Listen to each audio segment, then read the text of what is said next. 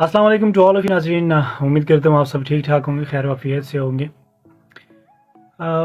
जिस तरह आप लोगों को पता है, आजकल पाकिस्तान क्रिकेट टीम में काफ़ी ज़्यादा चेंजेस हो चुकी हैं। Chief selector, head coach, batting coach, even spin coach भी पाकिस्तान टीम ने अब अपने साथ रख ली है, जो कि काफ़ी अरसे से हम एक बात कर रहे थे। पिछले दिनों हमारे एक जर्नलिस्ट ने एक बात की कि जो इम्पैक्ट मॉर्नी मोकल और बाकी जो कोचेस थे फ़ॉरेन वो नहीं डाल सके तो पाकिस्तानी कोचेस क्या डाल सकेंगे। देखिए, दो बातें। आपके जो लोकल कोचेस होते हैं उनको आपकी डोमेस्टिक का पता होता है, और मैं एक बात करता हूँ और इस पर मैं बिल्कुल स्टिक हूँ कि हमेशा पाकिस्तान टीम में मैं जो प्लेयर्स देखना चाहता हूँ वो डोमेस्टिक के देखना चाहता हूँ, ना कि फॉरेन लीग्स में जाके खेलेंगे और बस दैट्स इट, बस हम कहेंगे ये हमारे परफॉर्मर हैं। नहीं, डोमेस्टिक में आए, खेलें, परफॉर्म करें, टीम में सिलेक्शन पाएँ। इसमें अब दो चीज़ें आजकल जो एक कंट्रोवर्सी चल रही है। इमाद वसीम का कल जब मैंने सुना, अनाउंसमेंट मैंने देखी, बड़ा शॉक्ड हुआ, बिकॉज ये टाइम उसका खेलने का है, रिटायरमेंट का नहीं है। आई डोंट नो, बहुत सारे हमारे जो व्यूअर्स हैं सोशल मीडिया पे मैं देख रहा हूँ, वो ये बात करते हैं कि इमाद वसीम जो है तो आमिर के साथ रह के, मोहम्मद आमिर के साथ उसने भी बस मशवरा दिया कि जी आप भी रिटायरमेंट ले लें। तो ऐसा बिल्कुल भी नहीं है, और पीसीबी ने आज एक ऑफिशियली जो है तो कांटेक्ट किया है दोनों प्लेयर्स के साथ, उन्होंने रिक्वेस्ट की है कि आप दोनों रिटायरमेंट वापस लें और आए खेलें। देखिए, यहाँ पे दो चीज़ें हैं, दो एस्पेक्ट्स हैं जो कि आप लोगों को समझने होंगे। पहली बात, इमाद वसीम हमारा मैच विनर है, एक बेहतरीन परफॉर्मर है, लेकिन सम टाइम आपकी परफॉर्मेंस नहीं होती, आपको दोबारा से डोमेस्टिक में जाना पड़ता है, डोमेस्टिक में आपको परफॉर्म करना पड़ता है, जो कि पीसीबी इस वक्त जो एक स्टेटमेंट दे रही है, एक उनका एक आप कह सकते हैं कि एक व्यू है, पॉइंट ऑफ व्यू वो कहते हैं, तो बिल्कुल एग्री, मैं पीसीबी के स्टेटमेंट के साथ, इस पॉइंट ऑफ व्यू के साथ एग्री करता हूँ। इमाद वसीम ने जो किया, आई थिंक काफ़ी हद तक ज़रा डिसएग्री करूँगा मैं। उसकी रीज़न क्या है? उसकी रीज़न ये है, जब आपको बोर्ड कह रहा है कि आएँ आप नेशनल T20 कप खेलें, आप डोमेस्टिक खेलें, परफॉर्म करें, टीम में आएँ, आप कहते हैं नहीं मुझे एनओसी चाहिए T10 लीग के लिए। So I think that is not a good thing, because हम इंटरनेशनल लीग्स की तरफ क्यों जा रहे हैं।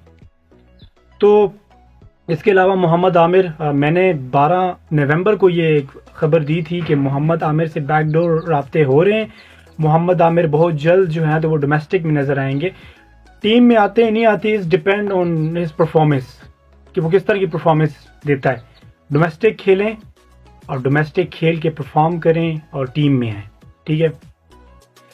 पाकिस्तान का भी 6 रोज़ा कैंप है रावलपिंडी में। रावलपिंडी क्रिकेट स्टेडियम में पाकिस्तान टीम खेल रही है, वहाँ पे हमारे कोचेज़ भी हैं, सब कुछ मॉनिटर हो रहा है। मैंने बहुत ज़्यादा देखा, आप जिस तरह देख सकते हैं कि बहुत ज़्यादा प्लेयर्स वहाँ पे खेल रहे हैं, ठीक है। तो इन प्लेयर्स को भी चाहिए था, क्योंकि पीसीबी ने ये एक स्टेटमेंट दिया था कि जो एडिशनल प्लेयर्स हैं, स्क्वाड के अलावा प्लेयर्स हैं, जो मैंने देखा भी है, उनको भी जो है तो उन्होंने साथ में रखा है कि वो भी जो अपनी फिटनेस है वो ठीक करें, परफॉर्मेंस पे फोकस करें। ये भी एक अच्छी थिंक है, बहुत ज़बरदस्त है, बेहतरीन है।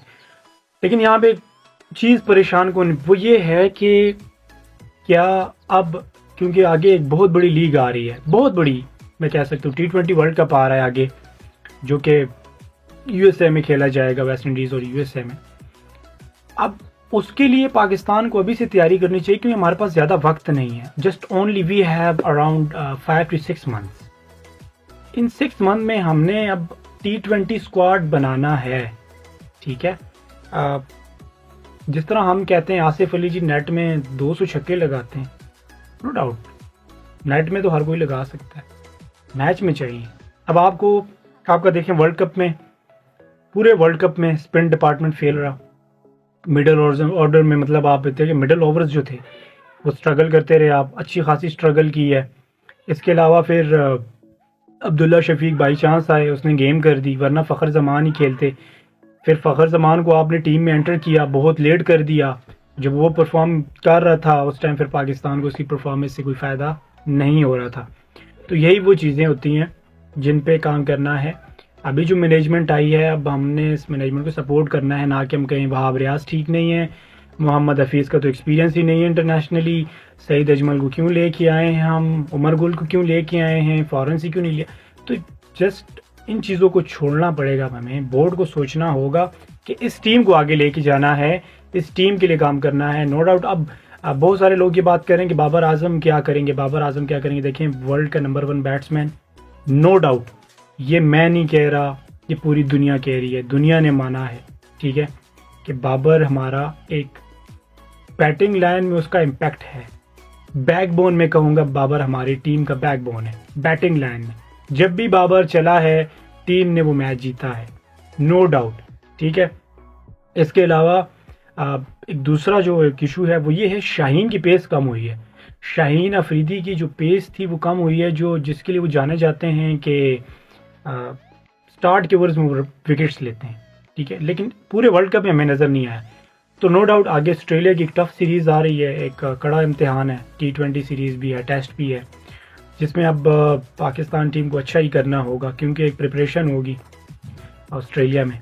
तो हमारी बेस्ट विशेज़ हैं पाकिस्तान टीम के लिए, और उन लोगों के लिए सिर्फ एक ही मैसेज है मेरा, टीम को सपोर्ट करें, प्लेयर्स को सपोर्ट करें। शान अच्छा है, शान बुरा है, शाहीन अच्छा है, बुरा है, वट ये आप लोगों का अपना पॉइंट ऑफ व्यू हो सकता है, लेकिन इस टाइम पे बोर्ड ने उन्हें चुना है तो डेफिनेटली हमें बैक करना होगा। बाबर को बैक करेंगे हम, अपने जितने भी प्लेयर्स हैं उनको बैक करेंगे हम, उनको बैक करेंगे तब बात बनेगी। जब हम सपोर्ट नहीं करेंगे टीम नहीं खेलेगी अच्छा।